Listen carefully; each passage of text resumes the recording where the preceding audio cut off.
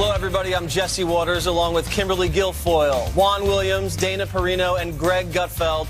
It's 5 o'clock in New York City, and this is The Five. President Trump now on the final leg of his jam-packed 12-day trip to Asia, proud to give a progress report to the American people this morning. Great day of bilateral meetings at the ASEAN Summit on Trade, which we are turning around to be great deals for our country. We'll be leaving the Philippines tomorrow after many days of constant meetings and work in order to MAGA. My promises are rapidly being fulfilled. The president also teasing a major announcement for Wednesday when he's home on North Korea and the outcome of his trade negotiations. And he's attempted to clear up some confusion about whether he accepts Vladimir Putin's denials that Russia meddled with our election. I believe that he feels that he and Russia did not meddle in the election. As to whether I believe it or not, I'm with our agencies, especially as currently constituted with their leadership. I believe in our intel agencies, our intelligence agencies. President Putin really feels, and he feels strongly, that he did not meddle in our election. What he believes is what he believes. What I believe is that we have to get to work. Getting along with other nations is a good thing, not a bad thing. Believe me. Believe me.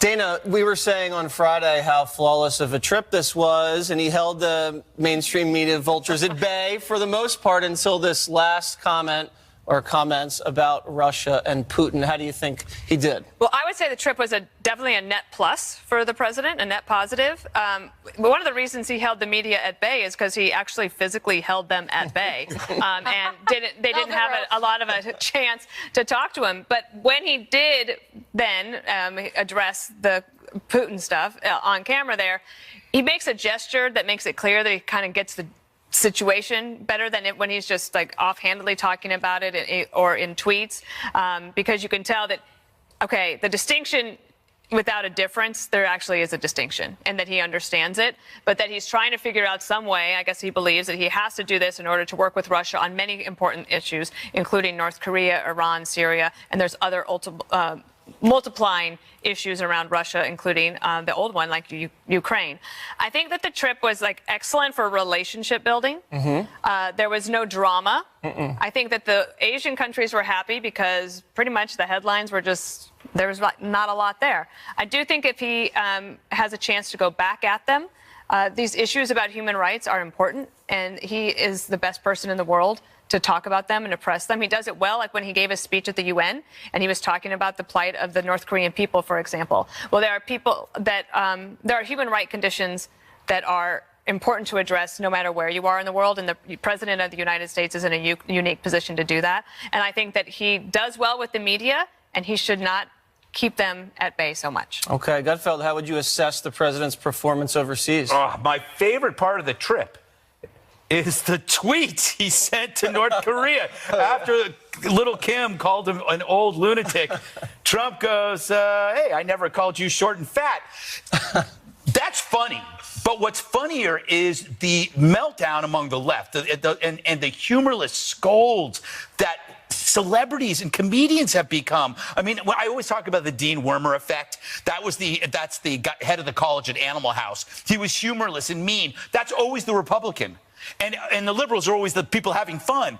Trump has flipped this. So now that whenever he does something, everybody acts like Dean Wormer. They're absolutely apoplectic about a very funny tweet that actually lightened the tension. That was a joke that actually probably would make that little fat tyrant laugh. Really laugh. Yeah. The other thing, too, about this trip is that it brings up all the cognitive biases of both sides. So, if you don't like Trump, then you see everything as proof of his evil disposition. Like if he appears to be soft on Putin, it's because, he likes strong men, because he's just a jerk. But if you like Trump, you see him as dealing in circumstances. He's saying, this is a weird world, a different world, and you got to get along with these people because ISIS has created a new spectrum of evil. For example, Duterte, he's a thug. He's made disgusting jokes, terrible jokes. He's personally bragged about killing people.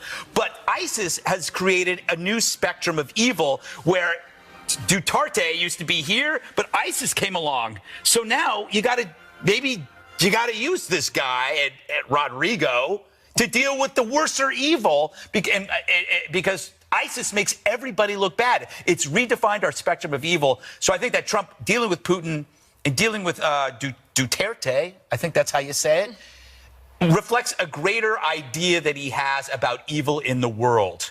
He knows that these guys may not be the greatest people and they might even be thugs, but for now, we have to use them in order to fight this existential apocalyptic evil, which is terror. The enemy of my enemy is my friend, I think they say. I actually said that Was first. that you? Yes, I said that first on that Twitter. wasn't Shakespeare. That might have been Shakespeare. Kimberly, if What does you, Wikipedia say that? even if you dislike President Trump, you have to like some of these things that were announced. 37 major deals signed between the United States and the Chinese worth an estimated $250 billion. That is a very, very large amount of money. Can you count that high? No, I can't even Can't fill count. Waters World with that. I thought this was a very positive trip, like Dana said, overall.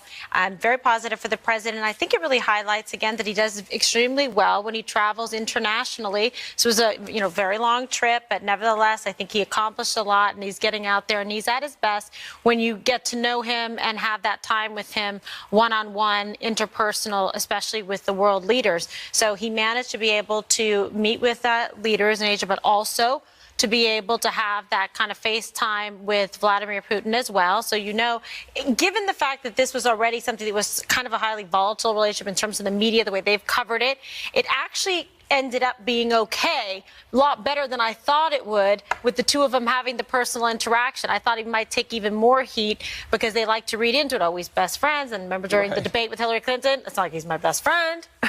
Maybe now, I don't know. Right. They seem to be getting along, and then they had their little matching outfits. in the Very one cute photo. outfits. So, I mean, my gosh, right? And all they did was talk about, Juan, was the silly handshake at the end that the president was supposed to go like this, and he made this funny face, and then the media made fun of there it is. Say very uncomfortable because he's not the most flexible person. He's also taller than everybody. And very tall, right. Then explain the good golfing. I don't understand. That's true. Very flexible. The most flexible. People say his flexibility is his strongest suit, Kimberly. And then the koi pond thing about that fake news scandal, Juan. How would you assess the president's trip? Can you say one nice thing? One nice thing? One yeah, nice I thing. mean, gosh, I think being his age and lasting this long, his 12 days, that's pretty good. I think that's impressive. Very nicely underhanded. But I would say that the way I look at this trip, there are two things that he went to accomplish. One, North Korea. We're going into Asia, and you got to deal with the Chinese, and you got to get help to stop North Korea. That would be number one goal. Number two, trade. Well, when I look at North Korea, I don't see anything. In fact, it looks to me like he failed to get, so far as I know, or any of us know, Vladimir Putin to say, I'm going to join with the Chinese in terms of enforcing some kind of embargo sanctions on North Korea. To the contrary, Russia's been undermining us and undermining our policy. And then second thing I'd say with regard to trade, the most stunning part was he leaves and 11 other countries that were involved in the Trans-Pacific Partnership, the TPP, say, yeah, we'll do this deal, and we'll do it with China. I think, oh, my God, wait a second. This is short-term thinking about sort of isolationism and make America great again, and we are just ceding authority, because authority conveys not only economic consequence, but military control in Asia, and we are pulling back from that at a very consequential moment. So I have trouble with that. Now, the final thing to say is about Putin. He goes over there and he says to the world, oh, I think Putin's feelings are a little hurt here. He really says he didn't have anything to do with that. He didn't have any impact on the American election. And then invites the controversy that you pick on the press and say, oh, gee, the press, you're always going after him. You guys are so mean. But he said this, Jesse, and then he goes and he says that our former head of CIA and national intelligence are a bunch of hacks. Wait a minute, whose side is he on? Oh, wait a second. The former CIA director, Brennan, got played by Putin. I mean, didn't the guy invade Crimea, Ukraine, and then they propped up Assad? No. He bought a fake dossier from the Russians if you want to talk President about, Trump's desk during the transition and said, here you go, Mr. President-elect. That sounds like getting played to That's me. not, first of all, he didn't bring any fake dossier. But Yes, sure he secondly, did one. the lies that brought it in Putin with has Comey. told include the Malaysian airline, 290 people dying. That's Putin lying. He's a good Putin liar. lying about invading Crimea, that's a lie. And so I he agree. says, I believe the liar, not my American intelligence Well, agent. he's Former not the KGB. CIA director anymore, is he, Kimberly? No, he's not. But I mean, listen, I don't know that we want to applaud Putin for being a good liar. I mean, That's what he does. Yes, well, I mean, he is, former KGB. So Right. this is somebody who is, trained to be duplicitous and was very good at doing this. And so now, but I mean, President Trump, I think he's going to be just fine to handle him and knows who he's dealing with. Trump's transparency makes every vulnerability observable. There's nothing hidden, so we are cognizant that this could be a problem, and so our eyes are on this. Whereas a lot of the vulnerabilities that have to do with President Obama were not observable. The backroom deals with Iran or dealing with Cuba were not observable. Though he was played by a number of countries, and Sure. then he played America. It's hard to do that with Trump because Trump. It's fairly transparent, and he we're made all talking concessions about to it. Putin We're all in Europe. we know that there might be something going on, which may be a guardrail against his, being played. There you go. The most transparent president we've ever had. Gutfeld said it. Lots more to come on The Five. Two special guests join us later. Jenna Bush Hager and Barbara Bush. But next, a black professor poses a very controversial question in a New York Times op-ed. Can his children be friends with white people? Wow. We'll debate it up next.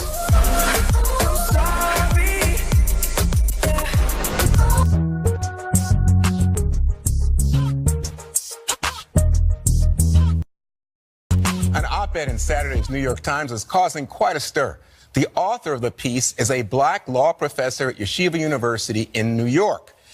Echo Yanka, a dad who poses this question in the wake of the summer violence in Charlottesville. Quote, can my children be friends with white people, end quote.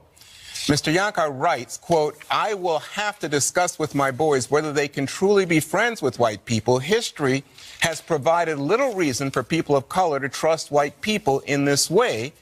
And these recent months have put in the starkest relief the contempt with which the country measures the value of racial minorities. So the reason that this has caused quite a stir, as I grasp it, is that people see him as somehow caught up in Trump derangement syndrome for saying this. The Daily Caller says, oh, he's just simply trying to shame white people for being white.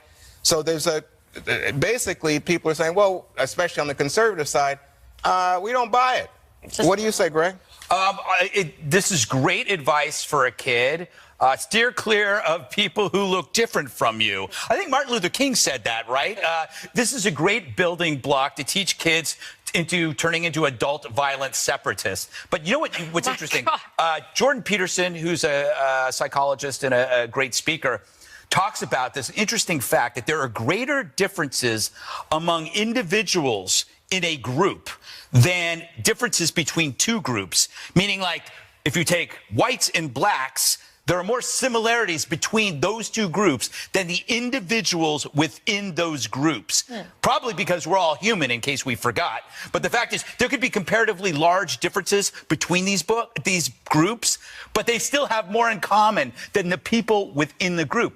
You know this in your daily life, that you have somebody that they may be white, they may be female, and there are differences, but compared to larger groups, group to group, they're very similar because we are human beings. This is a fact, a biological fact, But what is and the denying it. The point of What is this What is the point of this? Of your argument is The that point he is, but the point is, this person is saying they are different from you. No, they are not. You have more in common as a group than you do within your own group. And so He is you and stra- Ron he's saying, now, He's saying right? that white people are different from you. Stay away from them. Okay, you Which and is Juan- biologically wrong. You and Juan have a lot in common That now, is true. especially more due to the mustache. that could be. This is bad makeup. I shaved. Zoom in. How dare you? Zoom. You are such a little traitor. There we go. All right. So, Dana, Al Sharpton says race relations more toxic under Trump. 70% of Americans in the NBC Wall Street Journal poll said race relations are worse today than they've been. Well, actually, Who started that? yes. Sorry. If you actually Al look at the Sharpton. polling, well, if you look at the polling from the last 8 years, the people felt like it was worse. Race relations were worse after 8 years of President Obama. And so we're just not trending in the right direction, I guess, if people feel this way. Yeah, most of But Obama's Sharpton's a race years- baiter. Remember Tawana Brawley? I'm Yeah. sorry.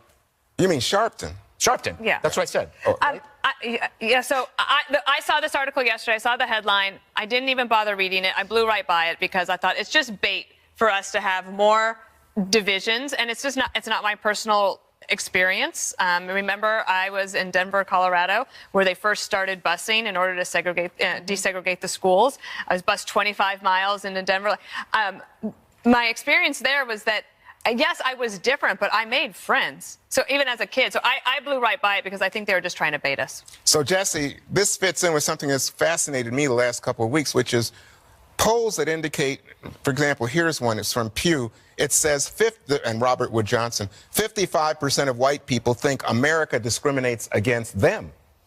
Well, I'm not going to speak for all white people, but I personally, as a straight white male, do not feel discriminated against in any way. I think I have things pretty good, so I'm not going to buy into that. I can see why some people on a lower socioeconomic level may feel that they, because of quotas or affirmative action, are getting passed over for someone else when it comes to admissions or job openings based on race. I understand that, but I think in general, white people don't need to complain too much in this country. I feel sorry for this author. I feel sorry for his children. I take pity on this guy. To say your child should discriminate against innocent children because they're white goes against everything America stands for. Yeah. And then it's exactly what the Democrats say about Trump, is that Trump doesn't feel comfortable around people that look differently than they do. Imagine if the headline also was, should I let my children be friends with Muslims? Could you imagine that? And the New York Times running that just because 0.00001% of Muslims turn out to be terrorists? It's crazy. The guy's conflating his false idea of Trump as a racist with all white people. And I can say, as a white person, it's probably safe to say most white people don't walk around thinking about how they can wield power over black America. It does not happen, Juan. No. I can almost guarantee it. And this is what this guy says in the op-ed. But Kimberly, I think picking up on what Jesse's talking about, part of what he says is that when white people act as apologists for Trump, that they dismiss all the racial anger and statements coming from Trump, and they say, oh, that's just PC. Trump just speaks that way. But to people of color, it's threatening. What do you think?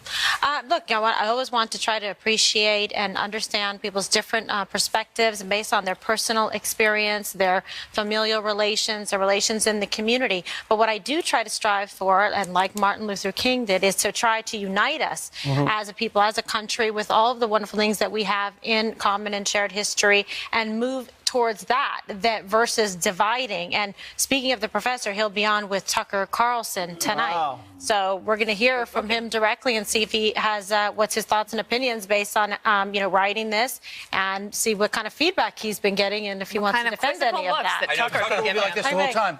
Yeah. And then he'll say. But they don't take that view when you do that. See, they're just showing a group shot. And they'll be like, Because they don't want to go close on your and he'll say, I disagree with everything you say, but thanks for coming on the show. Yeah. But the thing is, the end result of a column like this is if you don't have dialogue, you will have tribal war. We know that because dialogue is necessarily, you need that to prevent violence. So if you remove dialogue, you will have tribal war. Well, I think one thing that we can see from the polls is race relations are at an odd moment with this president. Coming up, GQ names Colin Kaepernick Citizen of the Year. Wow, I have a hunch Mr. Gutfeld has something to say about that. I do. How about Kimberly? How about Jesse? How about Dana? But Greg's monologue is next.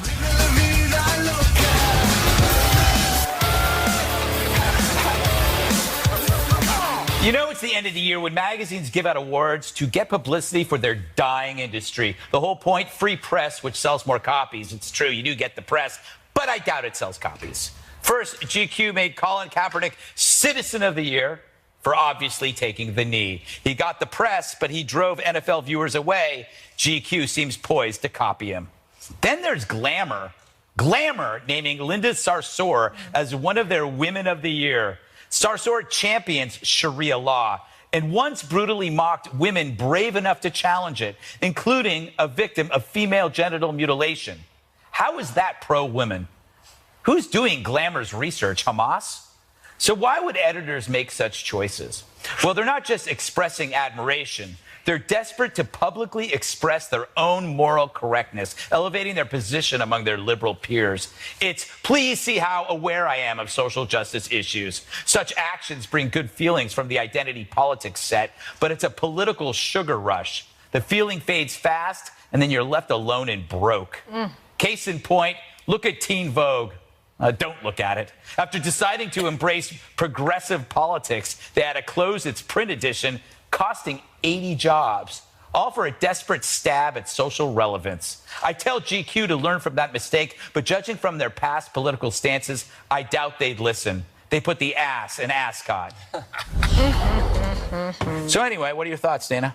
Well, I was going to ask you, like, does this kind of thing work for them? Because you know the publishing industry better than most. Like, if you do this, you it's get a way to maybe try to get some cachet with advertisers to see how relevant they are. But you're alienating half your audience right then and there. There's a lot of guys, who GQ who are into football who are ticked off. There are women. I'm sure. Well, I don't know who reads Glamour anymore. I stopped reading it. No.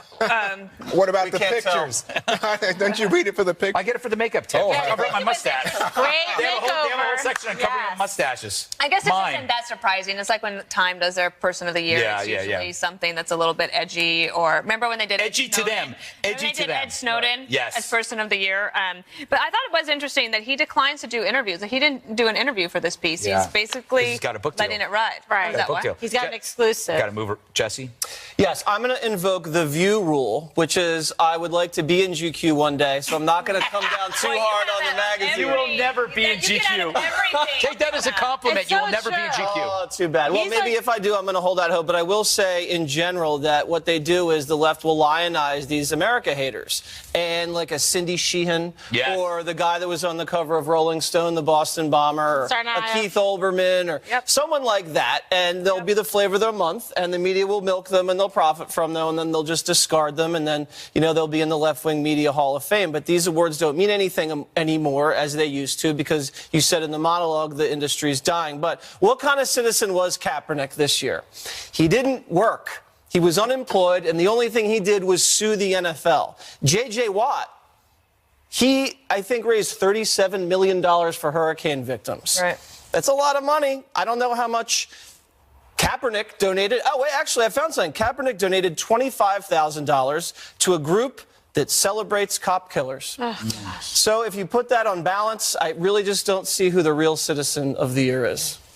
JJ Watt. Yeah, well, I mean, like, this is, to me, I can't even believe they made this choice. But then again, like you said, when you look at Rolling Stone with Tsarnaev, et cetera, so it just seems very sensational and just really trying to be self-promotional, shock value. And then, he didn't go interview for it, but he provided connections to friends and people that could talk for him. He didn't want to provide any quotes. Okay, he posed for the picture, et cetera. Okay, great. He still doesn't have a job. Yeah. Okay. Yeah. Right? Juan, I can understand Kaepernick to a degree because raising the issue, which is everybody loves. But Sarsour, I mean, Glamour is supposed to be, a feminist magazine. They claim to be for women, and they're elevating a woman who thinks Sharia law is the way to go. Crazy. To me, that's crazy. But I must say, the reason that they're putting her out there is not what you're citing. It's because she was an organizer of that large march back to the women's movement. Fascist star. Well, that's They're fair to say. misguided. It But seems in ill-informed. This moment, I don't when we're know. talking about women as a major political You don't force in need the this kind of country- woman, Well, female leader. fine. Women But- do not need but let me somebody. just say- If you ever heard what she said No. about these Muslims, it would make you sick. I would agree because it involves the mutilation stuff, which Right. is just beyond Exactly. my tolerance. But I must say that I think we have a different point of view on Kaepernick because when GQ honored Kaepernick, they said, and some of his friends say, this is a guy that would be making millions, and therefore he's given up money. He would be prominent, he'd have a job, Right. and he's given that up, right? So he has been self-sacrificing from the magazine, from his friend's point of view, and I think people put him in line with people like Muhammad Ali, who gave up 3 years in his prime to protest. He's just against- self-destructive. He's self-destructive, and he wants to be a starter. We'll put up numbers like a starter, and then maybe somebody would, pay you and play you. Well, that's you not- ruined the Do you think 49ers, that's which fair? I'm still mad about. I know. Yesterday, though. But All right, that's not fair because, in fact, he's Oh, it's better fair. than people who are being hired right now to play football. All right, I got to go. By the way, I just got drafted. The NFL isn't an entitlement program. Not everybody gets to be a starting QB. We're going to squeeze in a few more people to this table. The Bush twins, Jenna and Barbara, join us in studio next.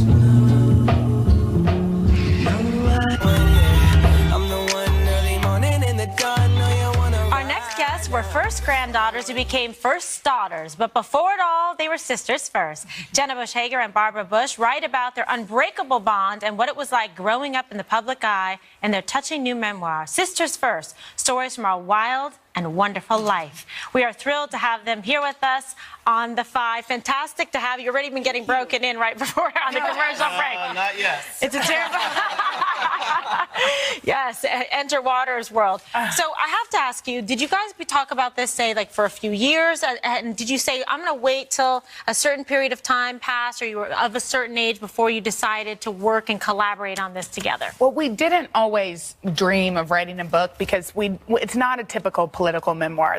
We're too young for that, I think. But when I had my second baby girl, my mom had the thought of sending a baby picture of the two of us to Mila, my oldest, and so that we could talk about the awesomeness it is to have a sister.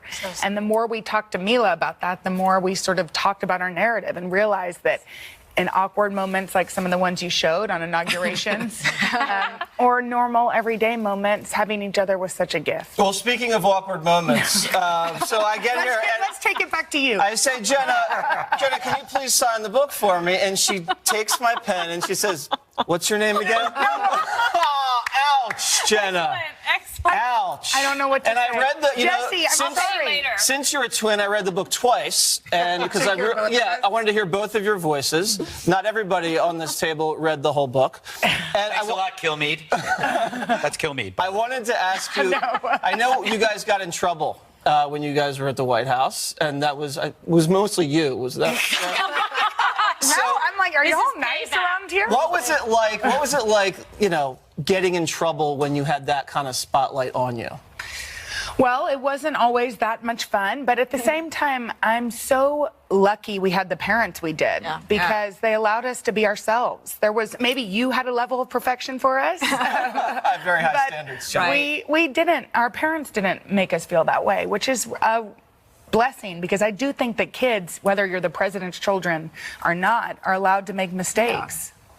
But you didn't really get in. I mean, like, all things being said, it wasn't that big a trouble. No, well, underage drinking. We at the ordered age a of 20. margarita. We That's ordered like a not margarita. that big a deal. Did you order a margarita Never. before? No, You I've were been 21? dry before 21, Jenna. Okay. Everybody knows that.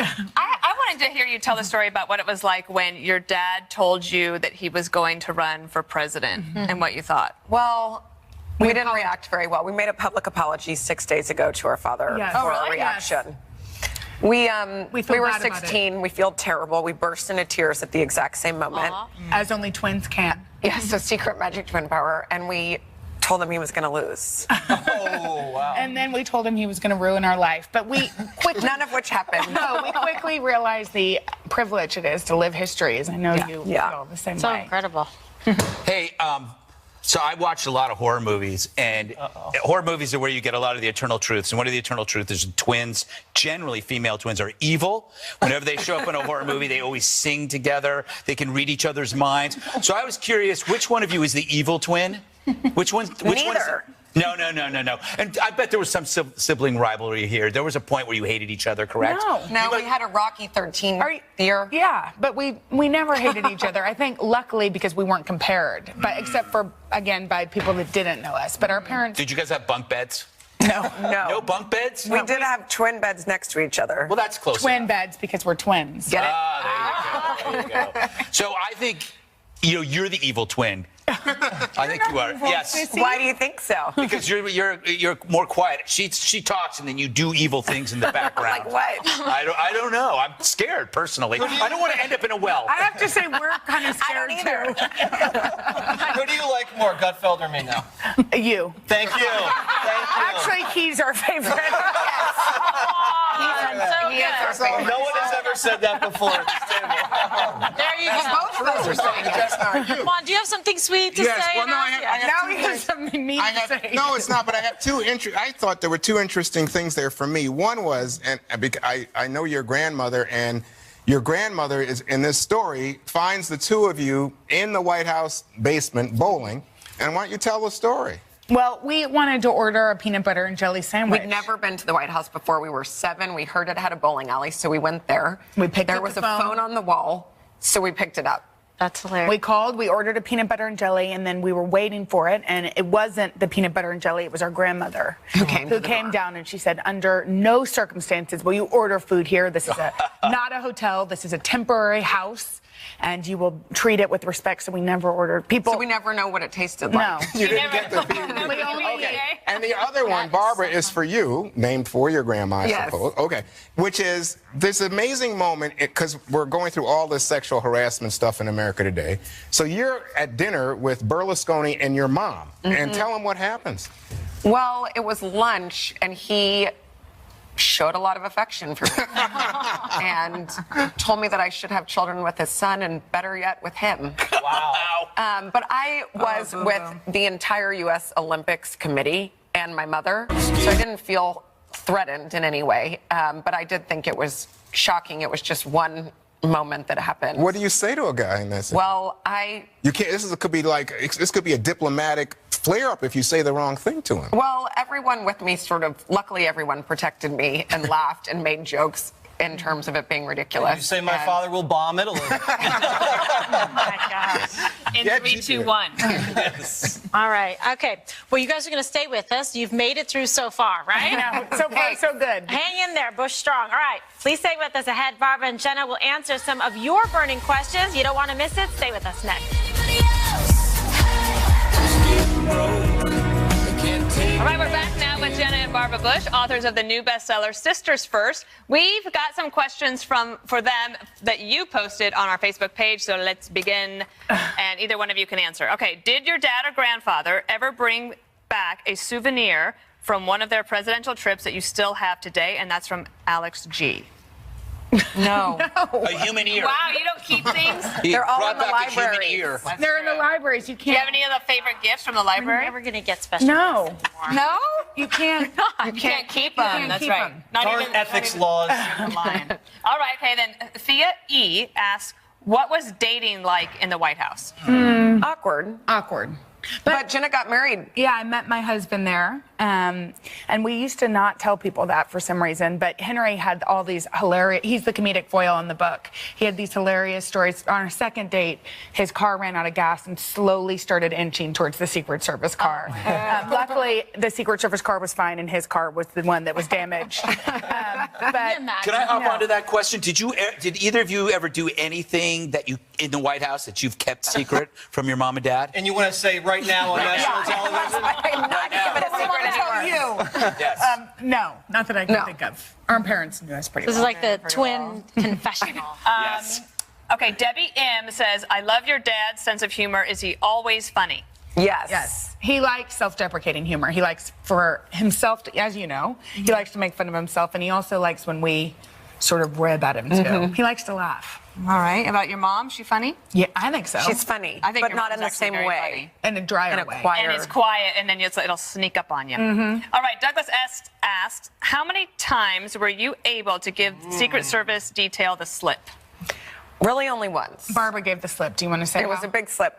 I was with friends. We were going through the Holland Tunnel, and they didn't have an Easy Pass. So And we just kept going. Barbara didn't realize they weren't behind her. It was an accidental slip, and then like 2 hours later, and then it was on the cover of the National Enquirer the So next day. Secret Service didn't have an easy At the pass? time, they did it. I think the next day it was Secret fixed. Service is that? I have an easy pass, and I don't even have a car. You don't have a car. I put it on the bike. You just walk through? I just walk through. It's great. It saves a lot of time. You know, I'm Saves curious time. now. So, how old are you now? You can't ever ask a woman that question, You Juan. were in the first Juan, ranking. please. Number one. Now Okay, you so are. the reason I'm asking this. Jesse's back in first So place. right now, Yeah, Jesse's in first Ivanka, Wow, no one saw that Ivanka coming. works for her dad. Yes. Would you have worked for your dad?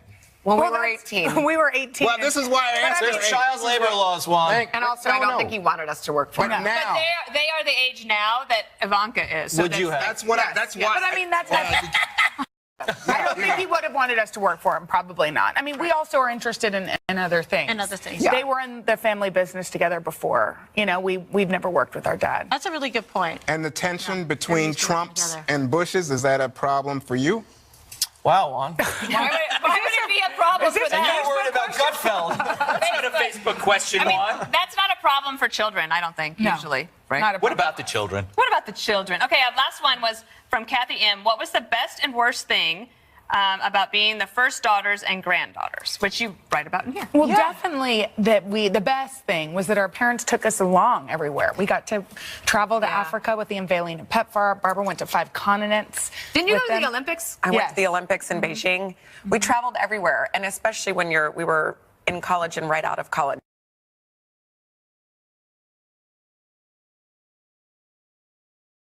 I don't think I really never took got to advantage cut in of that. line. It's the first thing I would do. They is, shut the whole place down. Yeah, I'd say I want. Go, Gutfeld. Yes. Yes. You know, my favorite thing in the book, though, was the thing about the bumper sticker. And I think Americans would understand how self-depreciating your dad can be if you tell that story. Deprecating. Deprecating. What Not did I- I was like, what? Don't depreciate. You want to tell the story real quick? Well, do you? Not really. Do you? Read the book, and you'll know the find story. out. They've got that down. Okay, thanks so much, Barbara and Jenna, joining for us today. Don't forget to buy a copy of their new book. It's called Sisters First. And one more thing is up next.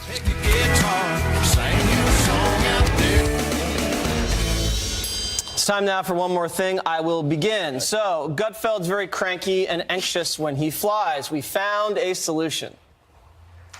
There's a high-definition touchscreen display that's bigger than my TV at home. There's a minibar. You want to relax? Try the zero-gravity seat position. Or if you want to sleep, well, this is better than lying on a fairy tale cloud. There's even technology that lets you choose what sort of lighting you'd like and what sort of temperature. It has a top speed of 700 miles an hour! There you go. So Emirates has a new airline deal, and it's $9,000 for a first-class seat. Wow. Gutfeld can afford it, and they have all sorts of accoutrements and state-of-the-art deals. Do I have my own bathroom? I believe you do, Gutfeld. Excellent. And that's all that counts. It does. I'll There be in you there go. immediately. Everyone will be very happy. Thank you. I don't understand why you did that as a one more thing. That's weird. We did a cat or a dog video. I have a dog video. Well, so I'm a little different today. A major new museum opening in Washington, D.C. this week, already causing controversy. The 430,000 square foot Museum of the Bible, one of the largest assemblies of biblical artifacts. It's funded in part by the founders of Hobby Lobby. And I'm sure you're going to remember they were involved in the Supreme Court case over employers providing insurance coverage for contraception. But the museum's president says the institution has no sectarian or evangelical agenda. They just want to get people excited about the Bible. So with the holidays around the corner, I think you better get tickets early for this one because, believe me, from everything everybody's saying, it's an extravaganza of biblical proportions. Oh, throw that one in there. That looks great. Dana. That makes my one more thing look kind of small. But anyway, you know the new iPhone update? Was it driving you crazy when you went to my type gosh. I and it would Yes. turn into the A with the square? Okay, so Capital. yesterday, fans at Ohio State decided to get back at Apple a little bit when people started chanting OHIO, which they usually do, Ohio. With the cards, they replaced the I with an A so that they could stick it in Apple's eye. But Ohio State also trounced Michigan State 48-3, so they had a good day all around. Okay, that took him a while to fix that. It was like a few days. Yeah, pretty annoying. Let's Unacceptable. get on that. All right, Gutfeld. All right, it's time for Greg's Bulldog on a Swing news. All right, let's roll the tape. Oh my gosh. There it is, everybody. Bulldog on a swing. This is breaking news. We're going live right now. This bulldog has been on a swing for quite some time. Not planning to get off. Bulldog on a swing. Where's Shaq? That's not a breaking bulldog. news. News desk. It's a pug. What difference does it make? It's just a dog in a swing. Look how much fun he's having. Why wouldn't you say? He looks like he's coming right at you, doesn't he, Dana? It's pretty cute. I mean, why wouldn't you call it Pug on a Swing news? Because I didn't have time to look at it. Critical of people's one more things today. No, but I mean, Pug is a bulldog, all right? It's a You have little a chip on your disrespectful. shoulder. It's Outta a here. completely My God. different breed of dog. You guys, how dare you? you. All right, Kimberly, what do we have? Okay, obviously something much better. It's a French bulldog. That was, but thank you, Greg. That was weird. Okay, so this is French bulldog. somebody put a muzzle on him. All right. I enjoy that. This is, I know you do. This is a follow-up on a story that I shared with you a couple weeks ago. Rob Jones is a Marine who lost both his legs in Afghanistan. He set out to complete 31 marathons in 31 cities, 31 days, and he succeeded indeed. Wow. He finished in Washington, D.C. on Saturday, which was also Veterans Day, so that was fantastic. When he finished, he said, I decided I would create the story of a veteran that was wounded and thrived from it. I think I accomplished the mission. He had a lifetime goal of raising $1 million for veterans charities.